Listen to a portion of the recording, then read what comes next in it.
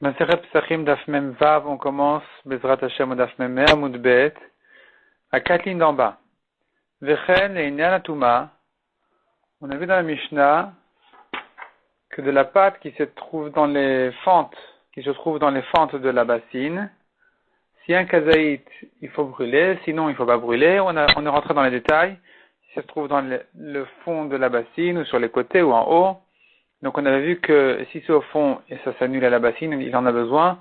Si c'est sur les côtés, il en a moins besoin. Si c'est en haut, il n'en a pas besoin. Et donc en fonction de ça, on saura si il faut brûler ce chametz là ou bien ça fait partie de la bassine elle-même. Ici, la Gemara nous dit que Vechen Einan Touma, de même pour la Touma, il m'active de la brotzette. Si il est gêné par la présence de cette pâte là, c'est Khatita. Donc ça gêne le mikvé, la purification de la bassine au mikvé. On considère qu'à l'endroit de la pâte, l'eau n'a pas touché la bassine elle-même, donc le mikvé n'est pas bon. Mais si par contre il veut que ça reste ici pour boucher le trou, il veut que la pâte elle reste à cet endroit-là, alors ça fait partie de la bassine elle-même, et au contraire, il n'y a pas de problème de la tremper comme ça. Demande à Gemara Midami, est-ce qu'on peut comparer le cas de Pessah, le cas du Chametz de Pessah, au cas du mikvé de la bassine? Ata, Meshur Atalamilta. En ce qui concerne Pessah, tout dépend de la quantité. Est-ce que c'est une quantité de Chametz qu'il faut annuler, qu'il faut brûler ou pas? Tandis que Acha, ici, en ce qui concerne le mikvé, Mikped Atalamilta. Ça dépend de sa gêne. Est-ce qu'il est makpid? Il a l'intention de l'enlever pour nettoyer la bassine de cette pâte-là, ou non, au contraire, il est intéressé de la laisser? C'est pas une question de quantité, c'est une question d'intention. Amar Rav Yehuda, Ema Uleinian Atuma Enoken. Rav Yehuda, première réponse de la Gemara. Rav Yehuda corrige et dit, en ce qui concerne la Touma, c'est différent de Pessah. Donc, au contraire, là-bas, à Pessah, ça dépend de la quantité. À Touma, ça dépend de l'intention. Amar le Abaye demande à Rav Yehuda, comment est-ce que tu peux corriger la Mishnah? Non seulement la corriger, au contraire, l'inverser. Ha vechen einan Touma ksen. Dans la Mishnah, c'est écrit de même pour la Touma. Ne me dis pas que pour la Touma, c'est différent. Au contraire, c'est écrit dans la Mishnah de même pour la Touma. Donc, il n'y a pas de différence entre Pessah et Touma. Donc, tout dépend de la quantité. Comment comprendre la Mishnah? Et la Marabaya Rikamar. Deuxième réponse. Dis Abaye, voilà comment est-ce qu'il faut comprendre la Mishnah. Vechen leinyan tiruf Touma be Pessah. De même, en ce qui concerne un tiruf Touma, pour associer un morceau étranger pour compléter la quantité de Touma, en ce qui concerne Pessah. Pessah, ce sera comme, en ce qui concerne Pessah, on dira que le statut de cette pâte-là dans la bassine, à propos de Touma, est le même que à propos de Biur Chametz. La Gemara va s'expliquer, au Vishar Yemot Hashana, tandis que dans les autres jours de l'année, Ika Plukta, il y a une différence si il est makpid ou il n'est pas makpid. La Gemara s'explique. La Gemara explique bien cette halakha. Et Ridami, de quoi il s'agit exactement? C'est quoi l'histoire? Il s'agit que il avait un aliment qui faisait moins d'un kabeta. Un aliment qui fait moins d'un kabeta, il ne peut pas rendre tamé. Venagou behai batek behai batek. Cet aliment-là, il a touché cette pâte. Ensemble, ça forme un kabeta. Est-ce que j'associe la pâte qui est dans la bassine? C'est pas une pâte dans la bassine, c'est une pâte qui fait partie de la bassine. Est-ce que je la considère comme la bassine elle-même et donc je n'ai pas la quantité d'aliments qu'il faut pour rendre tamé, ou je considère cette pâte-là comme est-ce que je la considère donc comme une partie de la bassine, ou je la considère comme un aliment? Si je la considère comme un aliment, je peux l'associer à l'aliment qu'il a touché pour former en tout un kabeta, pour rendre tamé autre chose. Donc, Bepesach dit Surachashuv, si ça s'est passé à Pessah, alors là-bas, ça dépend. Est-ce que la pâte en question, il fallait la brûler ou pas? Si ça avait un kazaït et qu'on a dit qu'il faut la brûler, alors, ça lui donne de l'importance. Ça en fait une quantité d'aliments, ça en fait un aliment, ça le considère comme un aliment important, et donc, mitzaref. On peut associer, et on associe, la pâte avec l'aliment qu'il a touché, pour former en tout un kabeta qui va entamer. Pourquoi? Parce que je dis, même si la personne en question, il est pas makpid, ça ne dépend pas de son intention.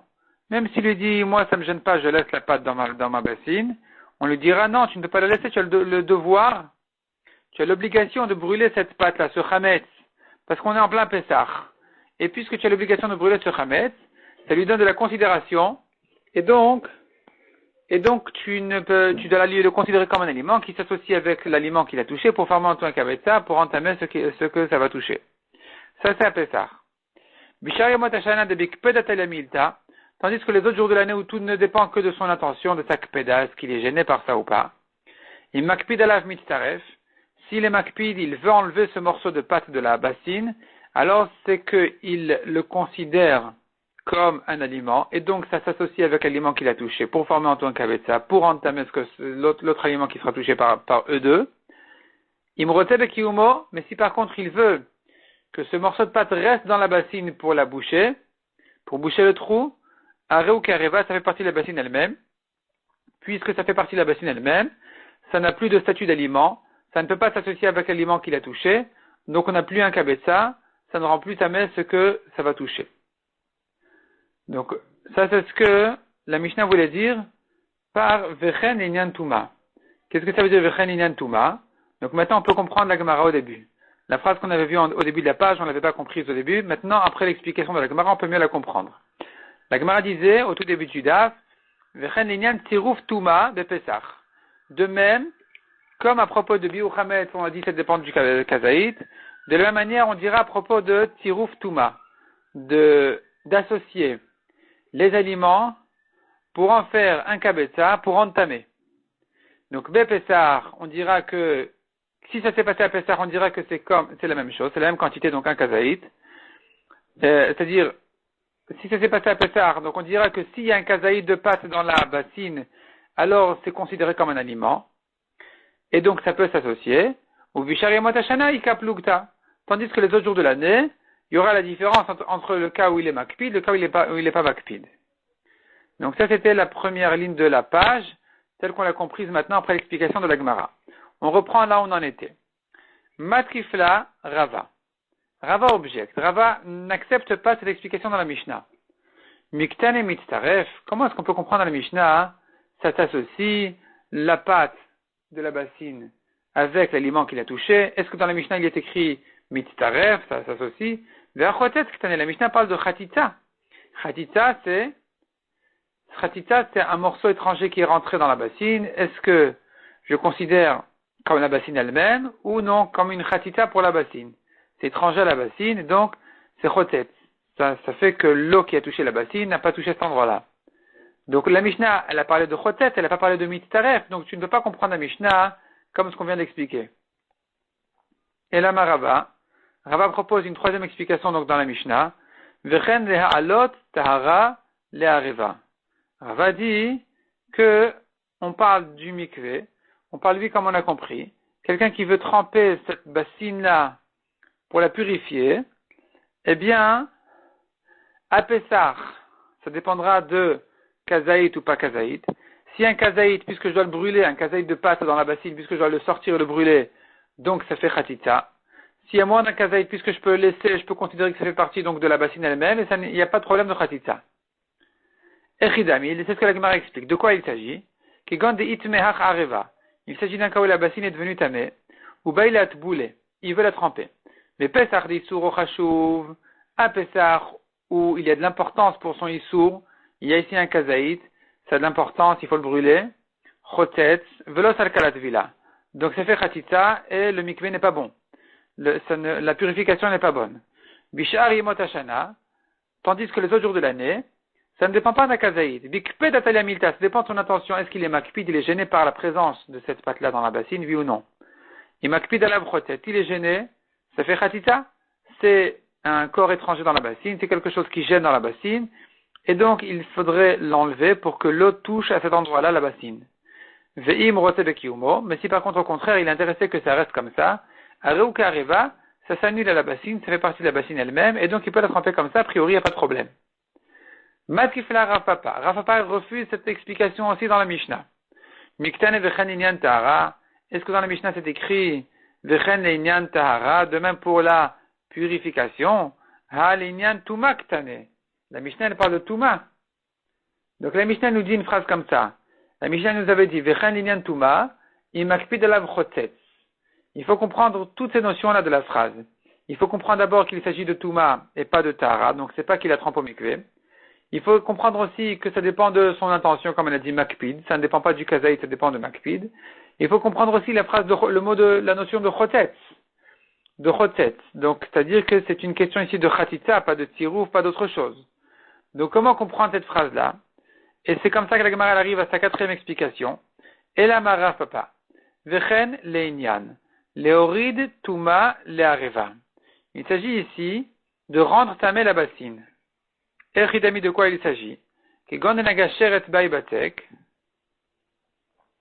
y a un reptile mort qui a touché la pâte qui était dans la bassine, la pâte qui était dans les fentes de la bassine, dans les trous de la bassine. Quand ça se passe à Pessah, je dis que cette pâte-là, puisqu'il faut la retirer pour la brûler, dans le cas où il y a une quantité importante de pâte, comme on a dit un kazaït, il faut l'enlever pour le brûler, alors ça lui donne de l'importance, et donc ça fait que ça ne s'annule pas la bassine. C'est considéré comme autre chose que la bassine, chotetz.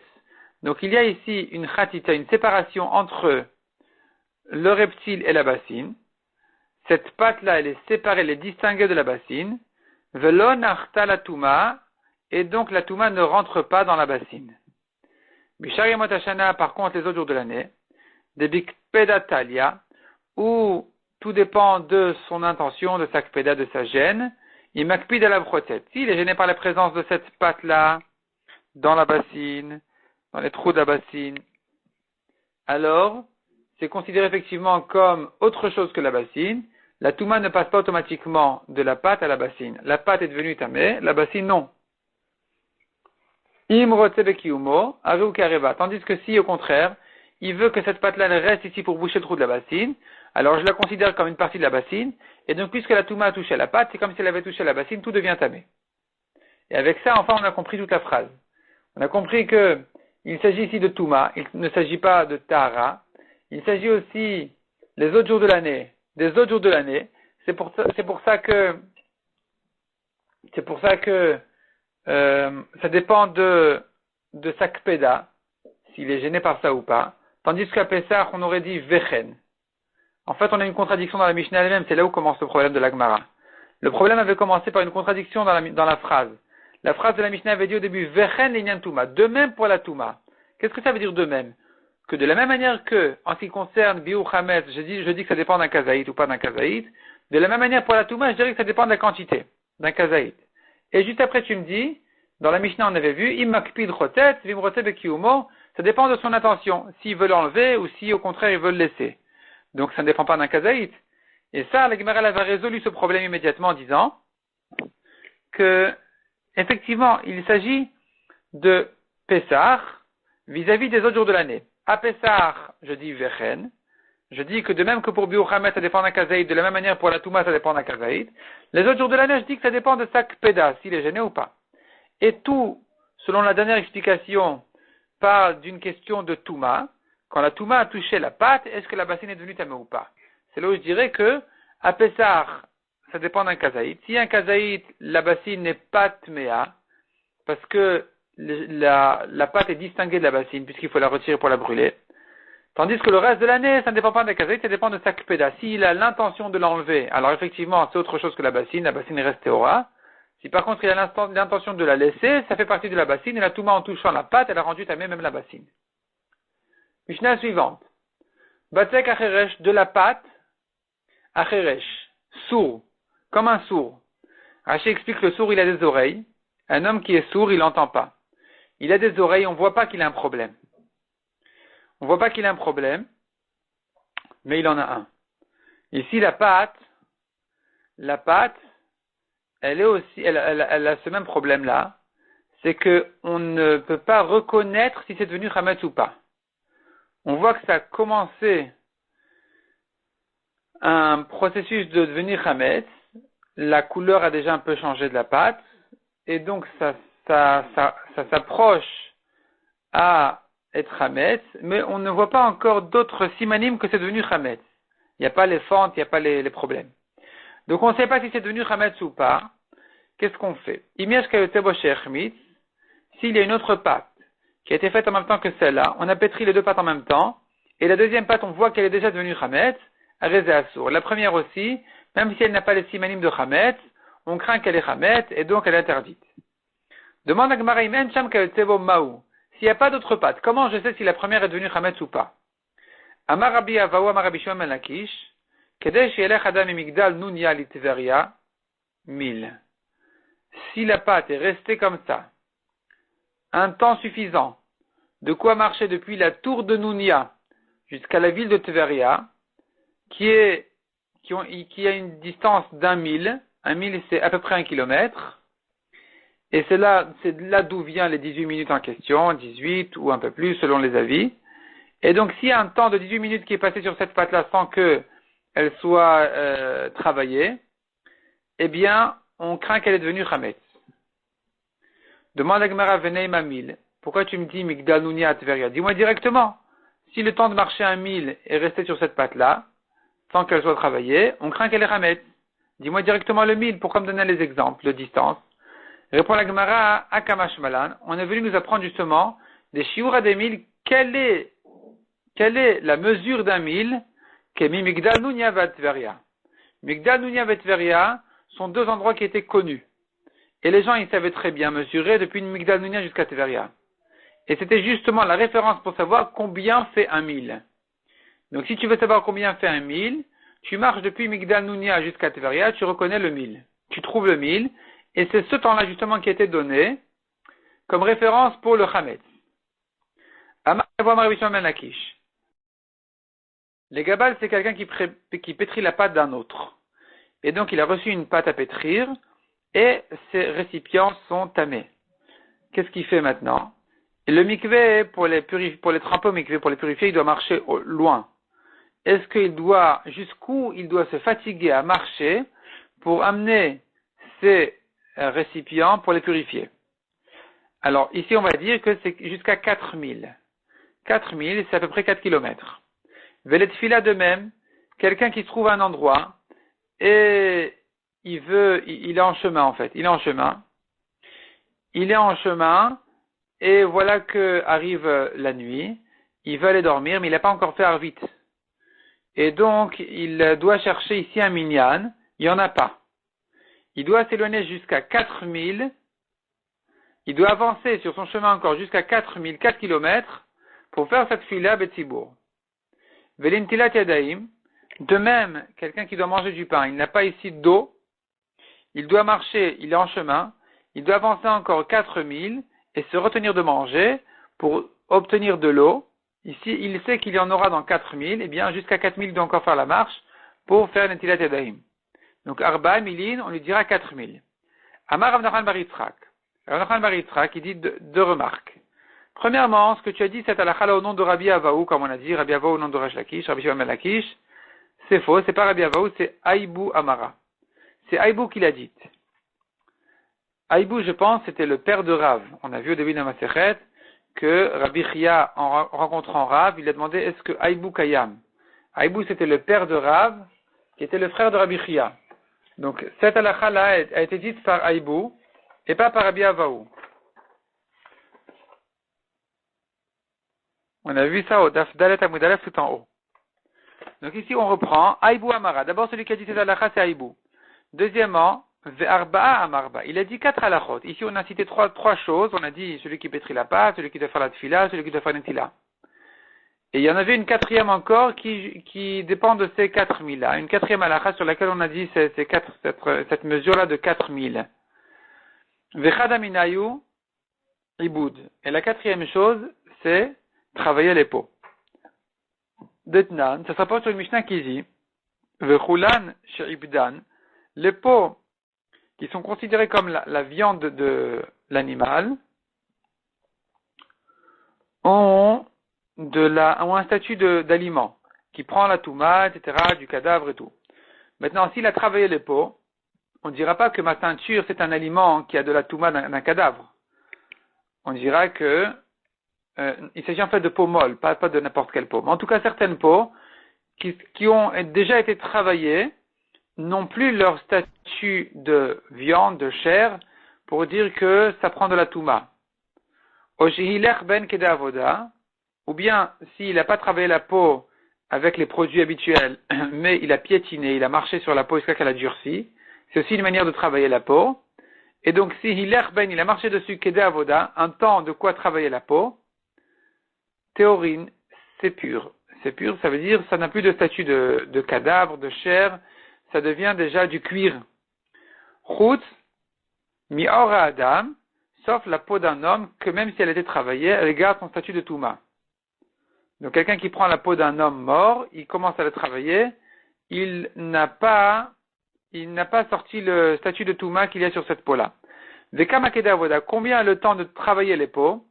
Amar Rabbi Aibu, Amar Rabbi Anai, kedehiluch arba milin. De quoi marcher 4000? Ça c'est le temps de piétiner la peau pour dire qu'elle a été travaillée suffisamment pour lui extraire son statut de chair de Touma. Amar Rabbi Yossi Rabbi Chanina, Loshan el lefanav, qu'on a dit qu'il doit s'efforcer, qu'il doit se fatiguer à avancer encore 4000, c'est que quand c'est devant lui. Donc de toute façon, il devait avancer, il devait prendre son chemin, et devant lui, à 4000, il y aura un minyan, il y aura de l'eau de Netilat Yadayim, etc. C'est là on lui dit, fatigue-toi, et arrive jusque là-bas. Aval le'acharav, mais si c'est pour revenir en arrière, afilu 1000 et nochoser. Même 1000, 1 kilomètre, on ne lui dira pas de faire marche arrière pour retrouver son minyan, pour retrouver son eau, etc. Amaravacha ou mina, de là on apprend que 1000 hud et nochoser, à partir de 1000 choser, 1000, il n'a pas le devoir de revenir en arrière. Moins qu'un 1000, il a eu le devoir de se fatiguer et retrouver son minyan là. Donc un homme a le devoir de se fatiguer jusqu'à 1000 pour faire cette fila de minyan.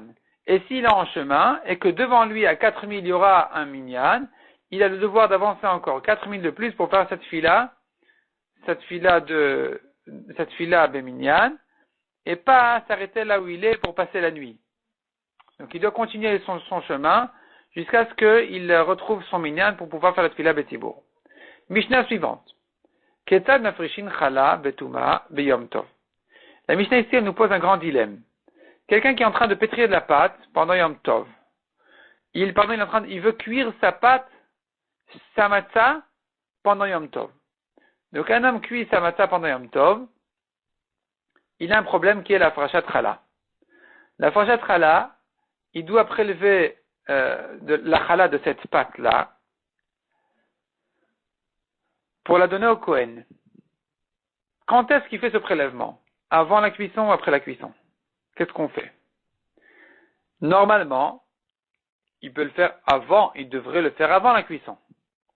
Il fait le prélèvement de chala, il cuit la matzah, la chala en question, il la donne au Kohen, magnifique, tout va bien. Le problème ici, il est que la chala, elle est tméa. Elle est tméa, donc le Kohen ne pourra pas la manger. Ce qu'il pourra faire, c'est la brûler. Il n'y a rien à faire avec. Donc le Kohen, ou même le Israël, il fait son prélèvement, sa frachat chala, et il la brûle.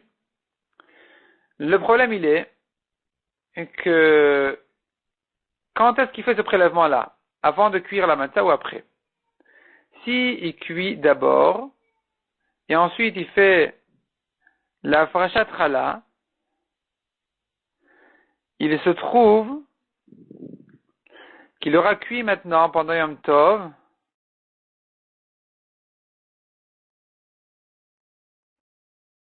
il se trouve qu'il aura cuit pendant Yom Tov un pain qui ne sera pas consommé pendant Yom Tov, une matzah qui ne sera pas mangée pendant Yom Tov. Si il fait le prélèvement avant de cuire, qu'est-ce qu'il va faire avec cette afrachat chala? Qu'est-ce qu'il va faire avec ce morceau de pâte? Le cuire ensuite c'est interdit comme on a dit, parce que ça se trouve il ne doit rien en faire. Ne pas le cuire, ça va devenir chametz. Donc qu'est-ce qu'il fait maintenant? Donc Etan Afrishin Chala Betuma B'Yom Tov demande à Mishnah. Comment on fait le prélèvement de la frachat chala alors que la chala est tméa, la pâte elle est tméa en général, pendant Yom Tov, comment je fais? Rabbi Eliezer Omer, Lotikra Lachem, Hachetafé. Rabbi Eliezer dit, il n'y a pas de problème, il ne fait pas le prélèvement, il ne nomme pas la chala, tant qu'il ne l'a pas cuit. D'abord il cuit toute la pâte, et puisque chaque matin qu'il est en train de cuire, il peut dire ce ne sera pas ça la chala. Donc il peut tout cuire. Une fois que tout sera cuit, il dit voilà, arezu chala. Celle-ci est la chala. Et il ne la mange pas, il ne la touche pas, c'est plus chametz parce que ça a déjà été cuit. Ben Metera Omer Tatil Betsonen. Deuxième avis, Ben Metera il dit, elle fait le prélèvement, on fait la frachat chala avant de cuire, et on met dans de l'eau froide. Si on met dans de l'eau froide, ou au congélateur, disons, ça ne va pas devenir chametz. Il peut laisser comme ça, il n'a pas le droit de cuire parce que c'est interdit de cuire pendant Yom Tov quelque chose qui ne sera pas mangé pour Yom Tov. Or ici, le Kohen ne peut pas manger cette matzah pendant Yom Tov, cette frachat chala parce que c'est tamé. Donc, il ne pourra pas la cuire, il fait la frachat chala et il la met de côté, il la met au froid pour pas que ça devienne chametz. Amar Rabbi Yoshua, on tourne la page. L'oseu chametz et mouzarin ala vebalire ou balimate. Rabbi Yoshua dit, c'est quoi le problème? Pourquoi tu es en stress? C'est quoi le problème ici? Il a qu'à faire sa frachat chala. Depuis qu'il a nommé chala, ça ne le concerne plus. Ça y est, ça ne lui appartient plus. Ce n'est plus un chametz sur lequel il est ordonné de faire attention de balire balimaté. Il n'a pas le devoir de le détruire, de le brûler, de le sortir. C'est plus à lui, c'est au Kohen. Or, il n'a pas donné à aucun Kohen, donc il peut laisser comme ça. Et la mafrishata, la femme, donc elle fait cette afrachat chala de cette matzah-là, et avant de cuire, umanichata, adaerev, elle la laisse comme ça jusqu'au soir. Mais si ça devient chametz, ça devient chametz. Quel problème? Il aura du chametz à la maison, ça ne lui appartient pas, ça ne le regarde pas. La Gemara propose une explication dans la Mishnah. Quelle est la marloquette ici? Lema betuvat ana kamiflege. Ici, on voit qu'au fond de la Mishnah, il y avait une question de base à savoir, est-ce que je suis responsable de la frachat chala, oui ou non? Est-ce que ça m'appartient ou ça ne m'appartient pas? Si ça m'appartient, j'ai pas le droit de laisser chametz. Si ça n'appartient pas, je peux laisser chametz. La Gemara propose de dire qu'ici, la question, le fond de la question, il est à savoir, tuvatana. Tuvatana, c'est-à-dire, cette chala à qui elle appartient? Au Kohen. Elle n'appartient pas au propriétaire. Mais lui, par contre, il a le droit de choisir qui est le Kohen qui va profiter de cette chala. Donc, un homme a ce droit-là qui vaut peut-être de l'argent. Ce choix, il vaut peut-être de l'argent. Vient son ami et lui dit, je t'achète tes troumot, je t'achète ta frachat chala, je les donne à mon petit-fils le Kohen. J'ai un petit-fils Kohen à qui je veux offrir des troumot, de la frachat chala, etc. Donc, tiens, prends une petite pièce, ça ne te vaut pas grand-chose ce choix-là, ça te vaut quand même un petit peu, et donne-moi. Et donc ça s'appelle quelque part, est-ce que ça s'appelle quelque part qu'il est propriétaire sur ça ou pas? Est-ce que cette tuvatana, donc cette tuvatana, ça veut dire ce choix-là qu'il a, ce droit qu'il a de choisir à qui le donner, est-ce que c'est considéré comme une valeur d'argent ou pas? Donc, Lema dit la Gemara, betuvatana kamiflege. Ils sont justement marqués dans la Mishnah, à savoir est-ce qu'on considère ça comme une valeur d'argent ou pas. De Rabbi Eliezer savar tuvatana mamon. Selon Rabbi Eliezer, c'est considéré comme de l'argent, ça a une valeur. Et puisque ça a une valeur, alors il n'aura pas le droit de laisser la frachat chala devenir chametz. Vers Rabbi Yoshua, ça va. Rabbi Yoshua qui a dit à la fin de la Mishnah, quel est le problème, que ça devienne chametz, que ça ne regarde pas? Lui, il pense, tuvatana ena mamon. Ça ne s'appelle pas de l'argent, ça n'a pas de valeur qui lui appartient. Lui, le Israël, il fait sa pâte, il met de côté la frachat chala, le reste ne l'intéresse plus, il ne le regarde plus, et ça peut devenir chametz, c'est pas grave. Alors la Gemara repousse en disant non, c'est pas ça la marloquette de la Mishnah. Du coup, l'alma savre tovatana et tout le monde est bien d'accord qu'on ne considère pas ce choix-là, ce profit-là, de donner à qui il veut, on ne considère pas ça comme une valeur d'argent. Ve'acha beho'il kamiflage. Ici, il y a quand même lieu de le rendre responsable de cette afrachat chala, s'il devient chametz ou pas, pour une autre svara. Pas à cause de la tuvatana, mais à cause d'un ho'il, d'un puisque.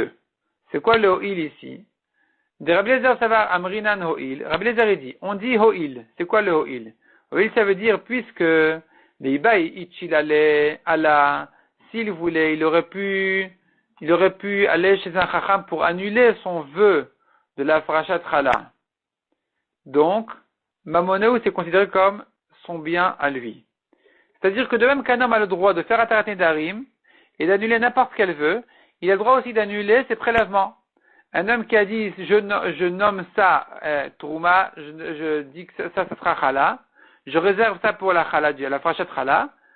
S'il regrette, il peut annuler ses paroles en allant chez le chacham, en faisant tarat nedarim, il dira mutarlach, et donc ça sera annulé, rétroactivement. Si il faisait ça, alors, cette pâte-là, qui est devenue chametz entre-temps, il s'avère qu'elle lui appartient. Non seulement qu'elle lui appartient, mais qu'elle lui appartenait. Il en est donc responsable complètement.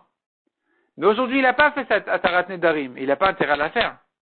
Mais peut-être que je dis, puisqu'il aurait pu la faire, alors il en est quand même considéré comme propriétaire, comme responsable. Il a une responsabilité vis-à-vis de cette afrachat chala. Rabbi Eliezer Savar, je reprends, Amrinan, on tient, on dit oui le ho'il, puisque. Donc on dit, puisque, veibei ichil ale mamoneu, puisque s'il avait été fait, et s'il était allé faire atarat nedarim, ichil, il aurait été nish'al, il serait allé demander une atarat nedarim au chacham, et il lui aurait annulé donc sa afrachat chala. Mamoneu, donc c'est son bien, c'est son argent, ça lui appartient, donc il est responsable que ça ne devienne pas chamé. Rabbi Yosha Savar, le Amrinan ho'il. Rabbi Yosha dit, on ne dit pas ho'il, on ne dit pas ça. Aujourd'hui, c'est au Kohen, il a fait sa parachat chala, donc le Israël n'en est plus responsable, le Kohen ne l'a jamais reçu, donc ça qu'à devenir chametz, ça n'intéresse personne, personne n'en est gêné. Itmar.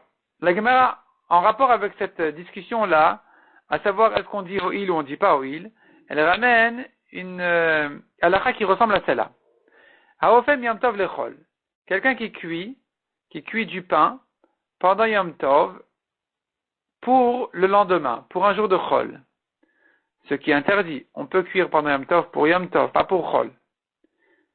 Rav Chizda amar loke, Rab amar eno loke. Selon Rav Chizda, il est frappé, il est loke, il est chayav malkout parce qu'il a fait une melacha interdite pendant Yom Tov. Il a cuit pour le lendemain. Rab a dit non, il n'est pas chayav malkout. Rav Chizda amar loke. Selon Rav Chizda qui dit qu'il est chayav, pourquoi?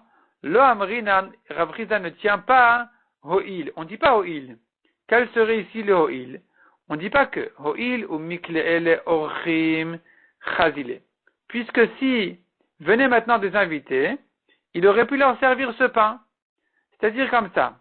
Rav Chizda dit, un homme qui cuit maintenant vers la fin de Yom Tov du pain, il pourrait se justifier en disant, non, c'est pas une melacha interdite, on ne sait jamais. Peut-être qu'il y a quelqu'un qui va toquer à la porte, qui va me dire, donne-moi une challah, donne-moi un pain, j'ai pas mangé mon repas de Yom Tov, ou j'ai faim, et donc ça sera pour Yom Tov. Et puisque ça pourrait arriver, donc cette cuisson-là n'est pas une cuisson de Chol pendant Yom Tov, donc je devrais être pas tout, Rav Chizda ne tient pas de ce ho'il. Rabba Amar Noloke. Rabba il dit, non, il n'est pas chayav malkout, pourquoi? Amrinan ho'il. On tient ho'il, puisque s'il y a des invités qui arrivent maintenant, qui ont besoin de ce pain, ça s'appelle que ça a été fait pour Yom Tov, alors même si les invités ne sont pas arrivés, cette cuisson-là n'est pas une cuisson évidente, qui n'est pas une cuisson de Yom Tov, elle pourrait être une cuisson de Yom Tov, donc il n'y a pas de malkout dessus. Donc voilà une marloquette, est-ce qu'on tient ho'il ou on ne tient pas ho'il? Amal et Rabba et Rav Chizda. Rabba a demandé à Rav Chizda, l'edidar de Amrat lo Amrinan ho'il. D'après toi, Rav Chizda qui ne tient pas de ho'il. Comment tu comprends, comment on fait une chose pareille, de cuire de Yom Tov à Shabbat? Et on fait une Yom Tov le Shabbat. Voilà, tout le monde cuit de Yom Tov à Shabbat. Tout le monde fait leur chalot de Shabbat en plein Yom Tov qui tombe vendredi. Comment on se permet de faire une chose pareille? C'est bien parce qu'on dit ho'il. C'est-à-dire, la cuisson de Yom Tov à Shabbat, la Gemara comprend qu'elle est interdite. Minatora même. Et la raison pour laquelle on se permet de le faire, c'est que parce qu'on tient ho'il. On dit, maintenant, il y a peut-être des invités qui vont arriver comme ça en dernière minute.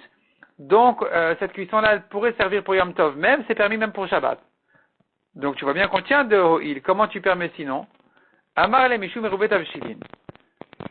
Il a répondu, non, c'est parce qu'on a fait Rouvet Avshilin. Quand on a fait Rouvet Avshilin, et qu'on a commencé à cuire déjà avant Yom Tov des repas de Shabbat, on a mis de côté un pain, un œuf, on a commencé à faire les cuissons de Shabbat déjà avant Yom Tov, on peut continuer pendant Yom Tov. Demande à Gemara, Mishum Rouvet Avshilin, Sharin Aniso de Raita. Est-ce que, en s'appuyant sur un Rouvet Avshilin, on se permet de faire un Issour de la Torah, de cuire des Yom Tov à Shabbat? Et alors, si on a fait Rouvet Avshilin, si tu ne tiens pas le ho'il, qui te permet de cuire des Yom Tov à Shabbat? Amarle, il a répondu. Midoraita Torche Shabbat Nasim B'Yom Tov. En fait, Minatora, il est permis de cuire. Les besoins de Shabbat se font pendant Yom Tov. On peut cuire de Yom Tov à Shabbat. Minatora, il n'y a pas de problème, même sans Rouvet Avshilin. Ni ho'il. c'est une cuisson qui est permise minatora. Les Rabbanan de Gazroubé, simplement les Chachamim ont décrété, ils ont interdit cette cuisson de Yom Tov à Shabbat. Gzer Hashem Yomru, ofin Yom Tov aflechol. De peur que les gens disent, il est permis de cuire de Yom Tov à Chol. Et donc, ils ont interdit cette cuisson-là. Et ce qui va permettre de lui le faire, c'est le Eruv Tavshilin. Le Kivan Etzrechua Rabbanan Eruv Tavshilin. Une fois que les Chachamim ont exigé un Eruv Tavshilin, Itlekera, ça fait un siman, ça vient marquer, ça fait un rappel comme quoi il est interdit de cuire de Yom Tov à Chol. Le rappel, il est que tu vois que quand je dois cuire de Yom Tov à Shabbat, j'ai besoin d'un Eruv Tavshilin. C'est que grâce au Eruv Tavshilin que je me permets de cuire de Yom Tov à Shabbat. Et donc, il n'y a plus de problème ici, c'est permis de cuire de Yom Tov à Shabbat, même sans arriver à un Ho'il. Étivé, autre objection. Bema Mesukenet. Une vache qui est qui est en danger, qui risque de mourir. Une vache malade, disons. Une vache malade, un mouton malade, pendant Yom Tov, lo yishrot. Il n'a pas le droit de lui faire la shrita pour le sauver. Pour le sauver, qu'il ne devienne pas nevela. Il a peur qu'il meure de lui-même. Donc il lui fait rapidement la shrita de manière à ce qu'il puisse le manger ensuite. Et donc ça, c'est interdit de faire pendant Yom Tov. Et la kedesh yachol echol emena. Sauf si il a encore le temps de manger de cette vache-là, kezait tsali, ibodium. Un kazaït de viande grillée, encore en jour de Yom Tov. Donc ici, il n'aura pas besoin de saler la viande, puisque quand on la grille, c'est bon aussi. Et ça se fait rapidement un kazaït. S'il a les quelques minutes qu'il faut pour prendre un kazaït, le griller et le manger, ça s'appelle que la shrita a été faite pour Yom Tov. S'il ne lui reste plus le temps de quoi griller et manger un kazaït, ça s'appelle que la shrita a été faite pendant Yom Tov pour Chol, c'est interdit. Donc, s'il peut manger un kazaït grillé, mibodium pendant Yom Tov, il peut faire la shrita. La Gemara déduit de là, Yachol et Chol, il suffit qu'il puisse en manger, afalgav de lo baile meichal, même s'il ne veut pas en manger. Bish la maladie d'Amre O'il, ça va bien selon moi, Rabat, qui tient le O'il. Alors ici aussi, on pourra s'appuyer sur un O'il. O'il, veibaï le meichal matiach, puisque s'il veut en manger, il aurait pu en manger, il y a le temps de quoi en manger encore. Mishumachi Ishrot, c'est suffisant pour lui permettre de faire la shrita. Parce que c'est pas une melacha qui se reconnaît comme une melacha de Chol, puisqu'il est possible de s'en servir pour Yom Tov même. Donc il y a ici un O'il qui me permet de faire cette shrita. Et là, les didar, mais d'après toi, Rav Chizda, de Amrat lo Amrinan O'il, qui dit qu'on ne dit pas ce O'il, à Maïshrot, pour quelle raison il peut faire la shrita? Il faudrait qu'il en mange, pas qu'il puisse en manger. Amarle, Rav Chizda répond, Mishum efsed mamono. C'est une question ici de perte d'argent, et donc il n'y a pas le choix, on va lui permettre de faire la shrita de manière à ne pas perdre toute sa vache. Demande la Gemara au Mishum efsed mamono, Sharina Nisura de Horaïta. Est-ce que pour une perte d'argent, on va lui permettre un issour de la Torah? Amar le'in. Rav Chizda lui répond ici, c'est pas un problème ici. Mishum efsed mamono, à cause de sa perte d'argent, Gamar belibo lechol kazaït. Il décide de manger un kazaït, même s'il n'en a pas besoin, même s'il n'avait pas l'intention, même s'il n'avait pas envie de manger un kazaït. Ici, il entend qu'il risque de perdre sa vache, ça va lui donner de l'appétit.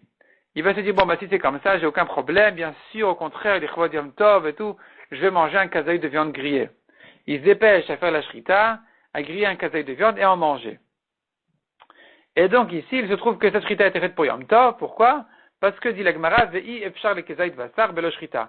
Il est impossible de faire la shrita sur un kazaït uniquement. La shrita se fera sur toute la vache pour permettre un kazaït de la vache. Obligatoirement, il devra faire la shrita de la vache entière.